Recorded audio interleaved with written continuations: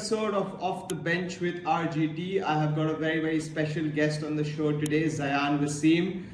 He's been wanting to get on the show for a while, and I think it's high time I kind of invited him because his knowledge on football and especially Manchester United is absolutely top. So before we dive right in and discuss United's squad rebuild today, Zayyan, how do you feel to be on the show? Great, man. It's about time. Like you said, I've been watching you do this for a while, and I'm quite excited. Thanks for having me. Anything to discuss United's ups and downs with a fellow fan. So yeah, feels great. Perfect. Great to have you, man. Okay, so let's dive right in. The first topic we will be discussing today is which players that United should kind of sell or release this summer. There's been a lot of talk about a major squad rebuild and how the players are just not good enough. And I think most of the fans around the world kind of agree with that. So let's dive right in, Zayyan. We'll talk about some of the obvious names first. What are your thoughts on the likes of Eriksen, Casemiro, Antony? What do you feel like we should keep them, give them a new contract, or just let them go? Eriksen is someone who's like a good to have, not possibly a starting 11, but there have been moments where he's just come on out of nowhere and then brought some kind of rhythm into the game. Antony for sure, I think he's not United material, but somehow, I mean, if you see now that he's gone on loan, he's been performing well. Although I wouldn't say not as much as Rashford is doing at Aston Villa, but he's definitely. I don't know if it's what they say. There's a United curse of sorts, but I would definitely not keep Antony. I don't think he's United material. I don't think he has that. Very unpredictable, and that's not something that you want to ideally have in your team.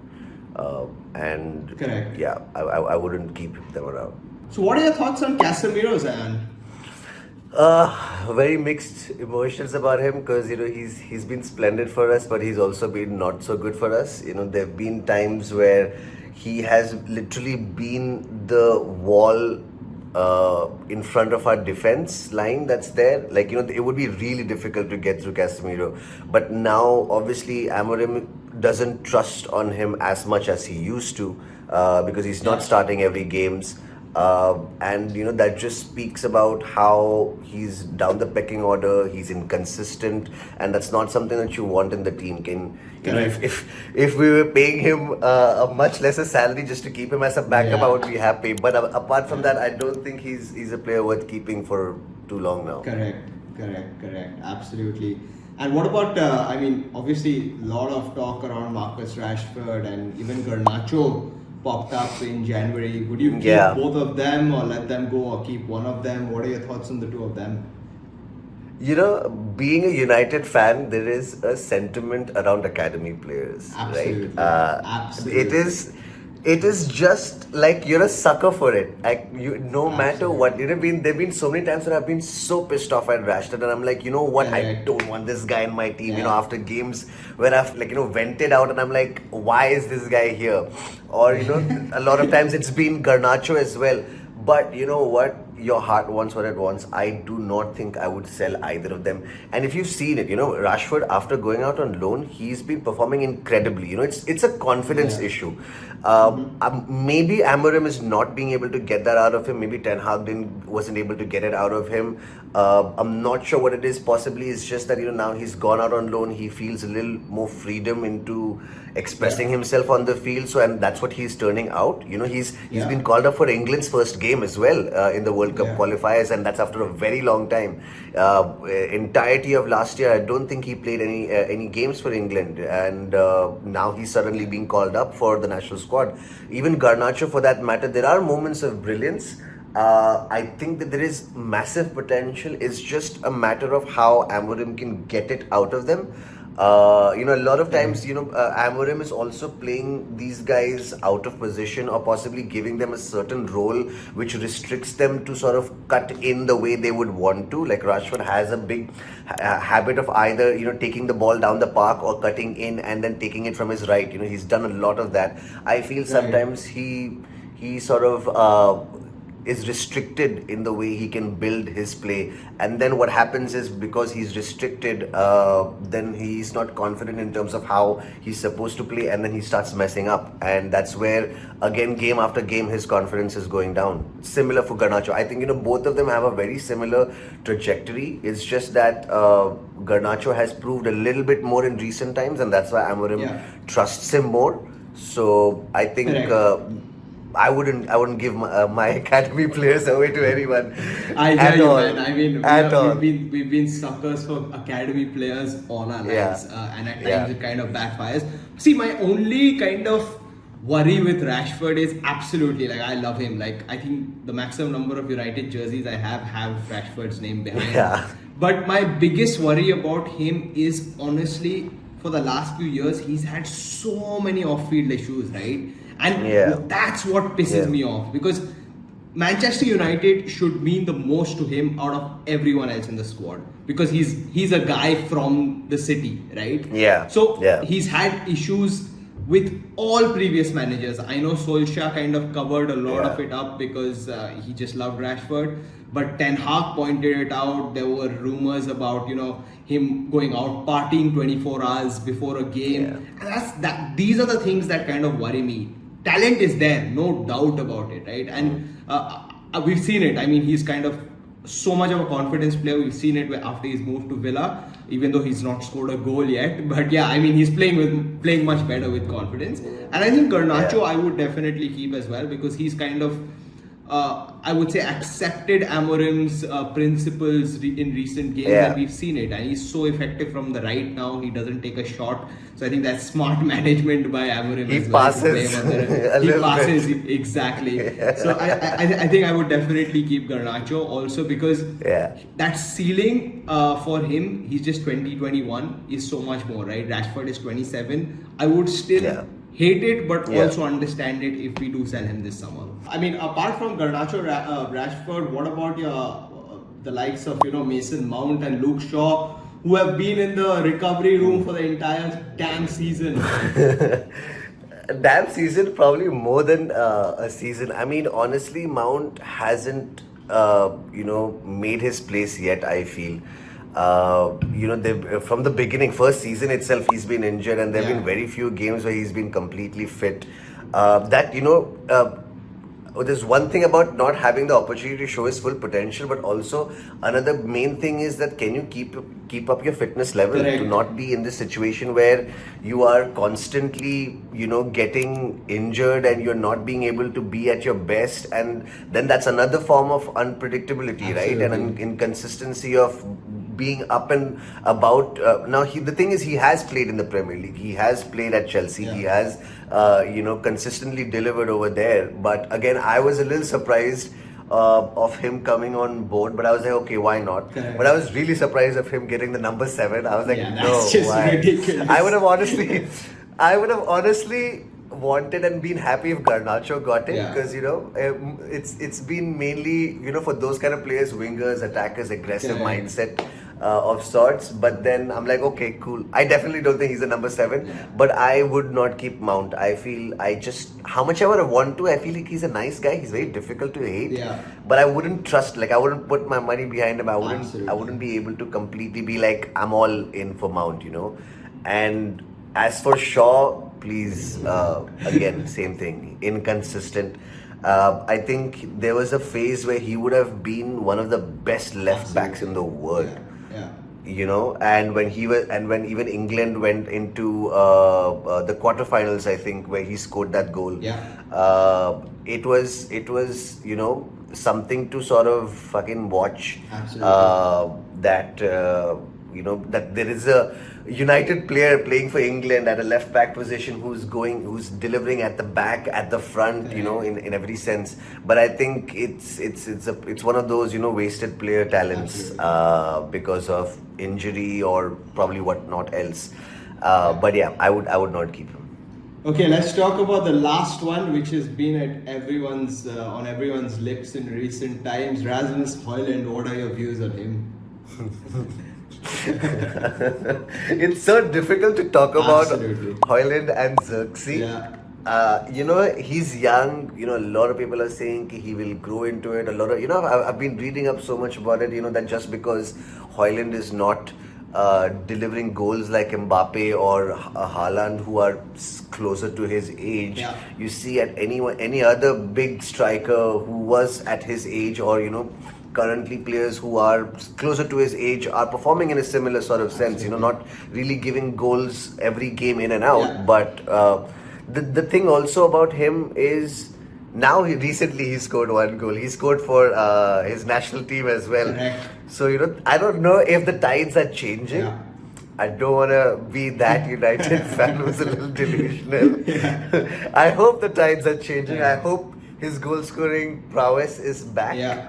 But I'm very much on the fence with Højlund. I feel potential is there. Absolutely. Maybe we keep him as a backup, but I would not keep him as my main striker. Exactly. So very, very, Keep very him, similar. keep him, but as a backup striker. Absolutely. And you know what? Very similar view, and completely agree with you on how at 2022 Mbappe and Haaland are different generation in my opinion. Like they're Different. absolutely superb talents, and every 20-21-year-old is not going to do that, right?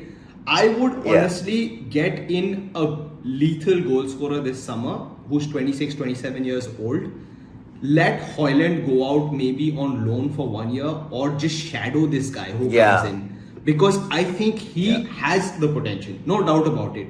But the pressure for him to be the leading goal scorer for United at 20 is ridiculous. At a time when we Yeah. are probably the shittiest we've ever been, right? Like I don't Yeah. think we've ever been this bad. We can all agree on that. So the pressure that guy No. has on his shoulders at that That age is true. is It's not easy. It's not easy. I would honestly get someone 27, 28, let Højlund shadow him Yeah. for 2-3 years, maybe even go out on loan for a year. We saw with Amad Diallo what 1 year or 2 years of loan can do for you. So I would do that. Yeah. But I would not sell him. For some reason, I would not sell him. I think in 2-3 years' Yeah. time, if he's as He shit, could be great for yeah, us. but if he's as shit in 2-3 years' time, sell him then. But right now, I think if we sell him, it might be a mistake. We can develop him for sure. He Yeah. has no one to learn from, Yeah. and who is he going to learn from? He's going to learn Yeah. from Chido Obi or Xerxes. That's not going to happen, right? He Yeah. needs to learn from someone. If at all Van Nistelrooy was still the manager, that could have been great for Absolutely. him possibly. Absolutely. But I agree, send him out on a loan. That's what I did on my FIFA career mode. I've sent all of them on loans. Even Rashford I've kept on loans. I'm like, tu sudhar ke aa jao वापस, basically. Absolutely, man. Absolutely. Okay, so Zayyan, let's talk about some of the players who we feel United can actually build around, right? I think there's been a lot of talk about the signings that Ineos have made last summer and this January as well. And I kind of agree that our recruitment is going towards a better direction now. But let's talk about some of the players who we definitely feel United can build around. So what are your thoughts on some of the signings we made last year? Matthijs de Ligt, Lenny Yoro, Ugarte, Xerxes. What are your views on these guys? Would you keep them? Would you sell them? Build around them? I would keep each and every one of them because I think they have proven to be really good. There have been sort of unwavering situations. Delete took a little bit of time, but dude, now he is a strong Immense, force man. at the back. He is a strong force at the back, and having Martinez injured and out, he is really holding it together.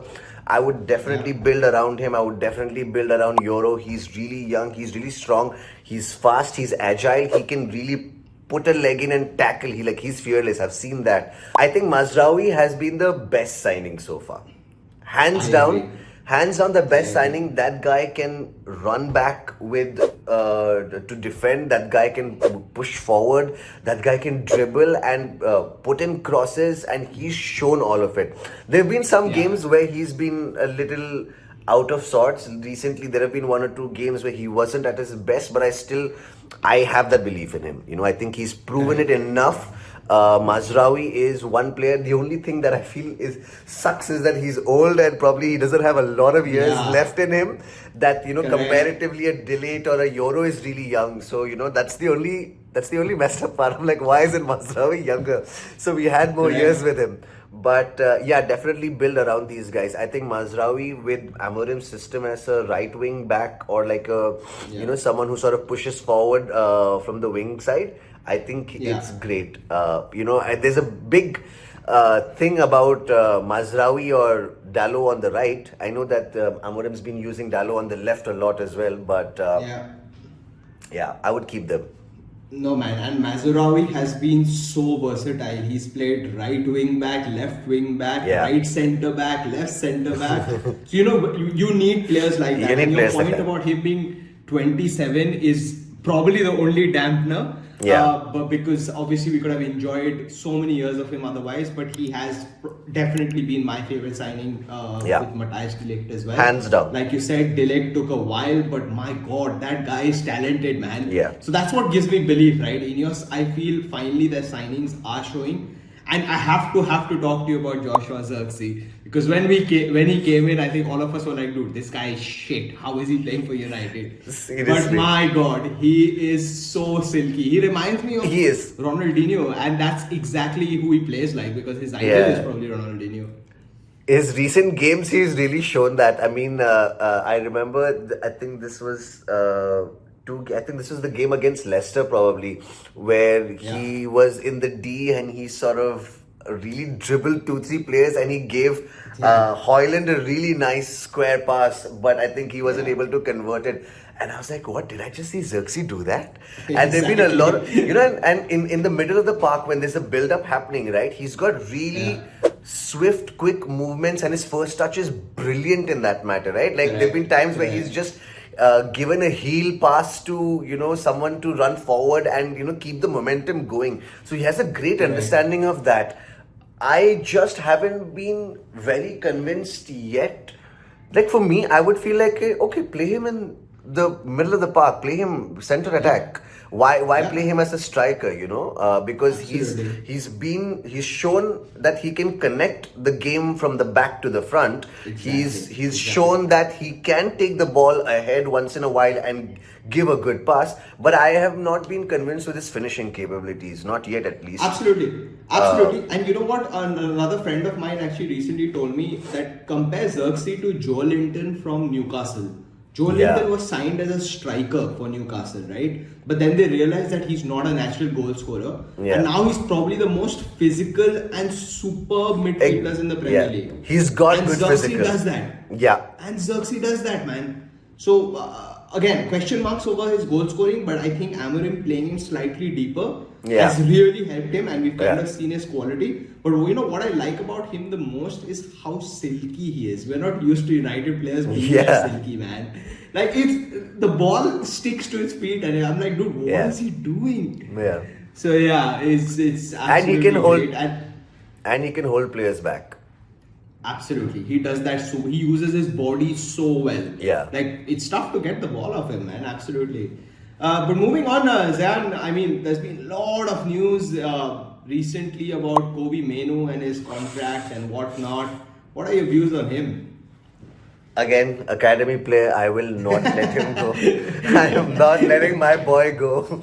But I think again he's also damn young. There's a lot for him to learn and improve on. There's a lot for him to get into the flow of. I think recently he's been a little down and out in terms of his form. Yeah. I haven't, the magic that you sort of saw initially when he was when he started being the first team choice. And he was delivering game in and game out. Right now he's there, he's solid. It's not to say that he's performing bad. It's not like to say that I will want him not even in the first team. I think he's still good first team material, but I think he does need to up his game. Possibly a lot of environmental changes around him, I think is probably impacting him. There is not a consistent first team choice that Amorim is playing. There's a constant rotation. I don't think he has found his proper starting 11 as of yet. So I think that's where he needs to settle down a little bit. I definitely want to keep that boy, and I think he reminds me a little bit of how Pogba, but also a good CDM like a Schweinsteiger sort of build. You know, there's a creative flair, but there's also a good groundness of him to hold his position, hold the line, not let opponents pass, or build up also in that particular midfield line that's there. And Bruno obviously comes. He sometimes goes deeper, he sometimes higher, but I think Mino is a really good pairing for Bruno in that sense.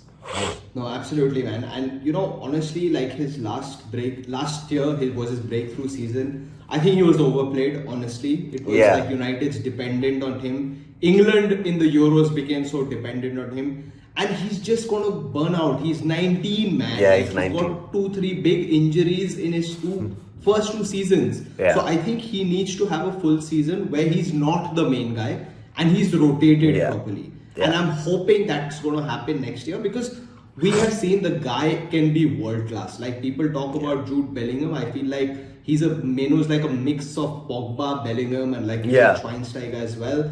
So this guy is 19. He needs to have a full season, injury free, not being the main person, not having the spotlight on him. So I would definitely keep him as well. Yeah. And moving on, what about Patrick Dogo? I mean, the jury's been up on him. What are your views on him?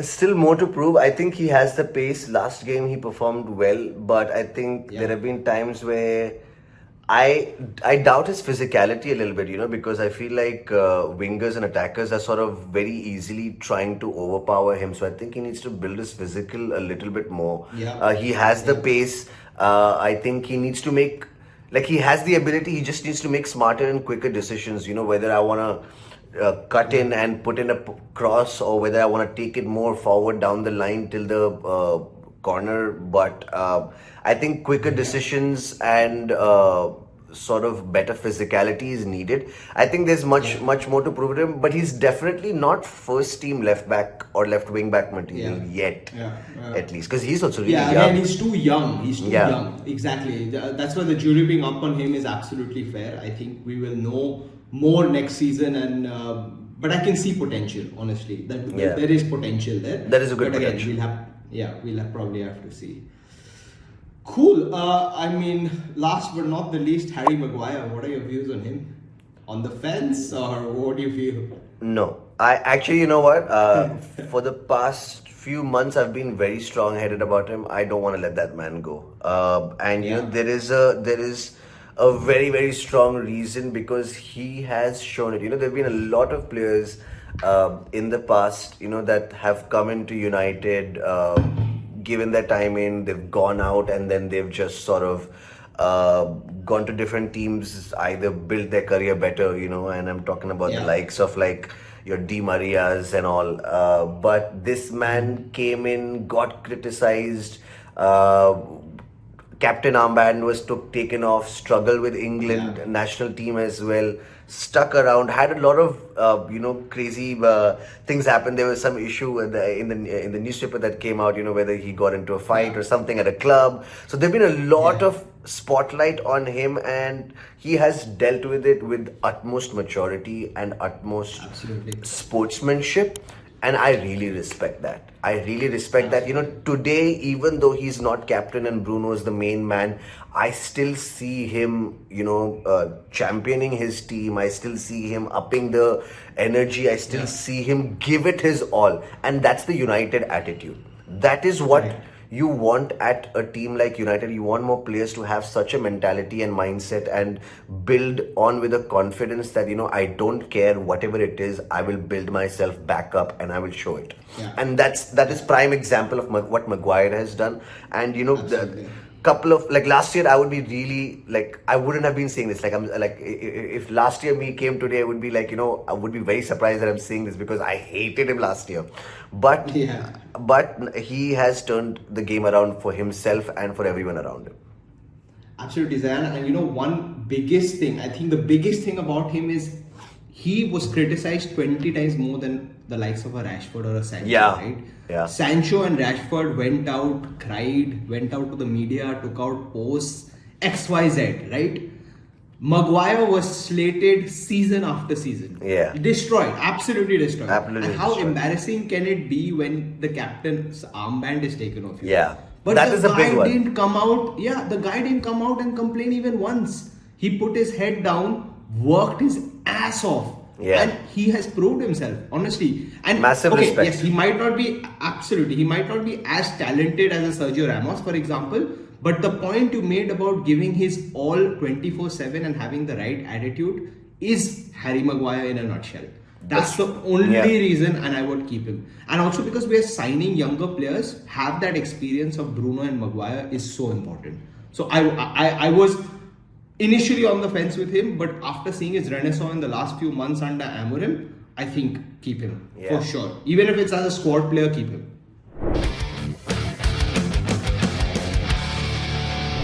Okay, so Zayyan, just give me 5 names that you feel United should kind of sign this summer and will definitely strengthen the squad.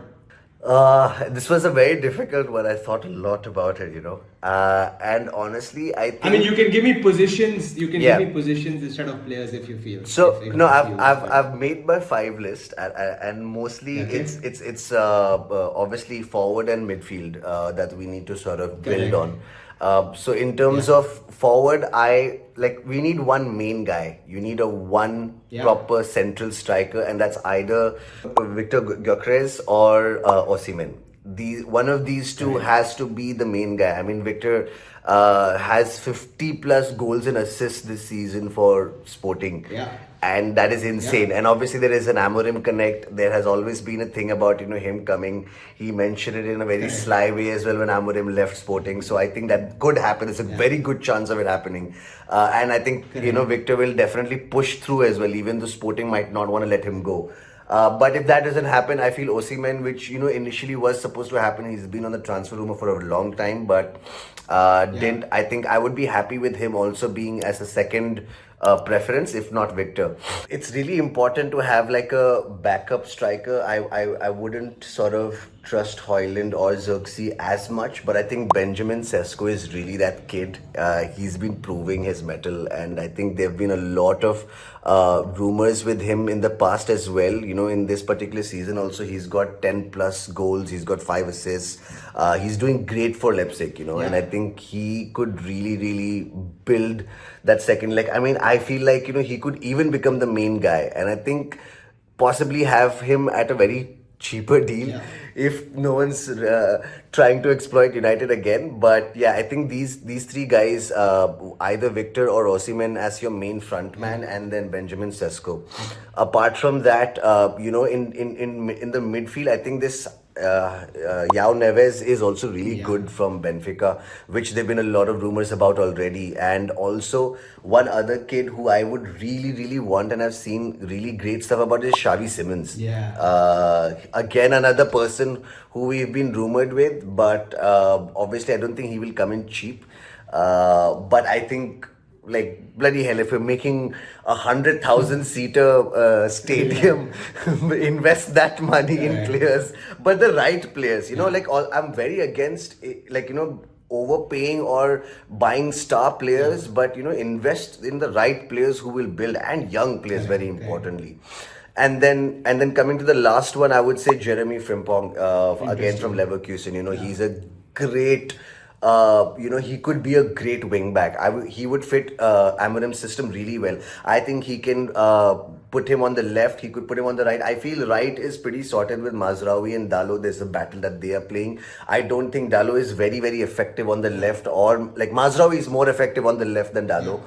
So I think Jeremy Frimpong could come in, and he could also be that kid who could play either left or right wing back, and it gives a lot of options for Amorim to then sort of build a squad from the back that really take the ball front, and there is good support for the attackers, because right now what's not happening is we're not getting enough delivery to our attackers to and create scoring chances. There have been very good ones and very few ones, but that's it. It's really, really less. We need more opportunities given to the attackers to go and score. That's not happening right now. Absolutely, man. I think I kind of agree with 2 of your choices for sure. They are on my list as well. I would get Victor Gyökeres without a doubt. The reason, because he's proved it with Amorim, right? And he's 25, 26, good age, coming in, probably helping nurture Højlund. is super. Osimhen, yes, would be my second choice as well. But my only doubt is Osimhen has a lot of off-field issues. He's had it in the past, so I don't know how that works with the whole culture reboot at United. I would actually get Matthias Cunha from Wolves. I think he will suit the number 10 position superbly. Physical, 25 years, ball carrier. We definitely need a ball carrier. True. Good pace. Good pace, man. We don't have a ball carrier. Like when I see Morgan Rogers play for Aston Villa, I'm like, dude, we need that profile. Because if we get that profile, someone who can carry the ball, physical, and has a knack for goals, it would be super. So I would get Cunha in. Jeremy Frimpong is a great choice for right wing back. I don't rate Diego Dallo. I think he has a great attitude and all of that, but I don't think he's technically good enough. Like some of the mispasses that you see are so frustrating. So I would probably get Frimpong for my right wing. I don't have a name, but I really want a very, very physically dominant midfielder. And when I say physically dominant, I don't mean someone who's like strong or anything, but someone who can run up and down, right? Like I don't want Bruno to be playing in that deep position next season as well. Yeah. Because he's so effective up top, right? So I would want a midfielder who can go up and down. A younger Eriksen maybe. Younger Eriksen, or even honestly someone with the profile of an Ugarte, maybe with as a better passer than Ugarte. But Ugarte covers ground. He eats up the grass, man, and that's exactly what we kind of need in this system, because it's very crucial position. And honestly, last position, my fifth choice would actually strangely be a goalkeeper. The reason I'm saying that is because I know it's an interesting choice. I'm curious. Who would it be? Again, don't have a name, but let me put it this way. I feel Bayındır is going to leave in the summer because he probably is the Turkish number one goalkeeper, so he probably needs to play consistently throughout. Onana, if we are not going to play out from the back, which is why Onana was bought, I do not think he's the best shot stopper out there. He's great with his feet, and he's had moments of brilliance. Absolutely, but just moments. Exactly. You need someone. If you're not going to play out from the back, Onana is not the best goalkeeper in the world. He is the best goalkeeper in the world. If your style is going to be a Pep style, where you're going to pass out from the back. But I mean, since Amarim's come in, we take long goal kicks. We don't pass around from the back, right? So is he the best shot stopper in the world? I don't think so. Again, we probably have to do some good scouting. But I wouldn't mind getting in a goalkeeper, at least to come and challenge Onana for 1 year and then maybe take his position. So this is not a priority. If we don't have the budget, I would not go for a goalkeeper. But a striker, a number 10, an athletic midfielder, and a right wing back for sure I would get this summer. Great, Zayyan. That was a super conversation. I really hope United go out and rebuild their squad this summer properly. I think our biggest problem over the years has been the squad. And it's high time we kind of go out and rebuild. Hope you enjoyed the episode, man. Any closing comments from your side? I think it's been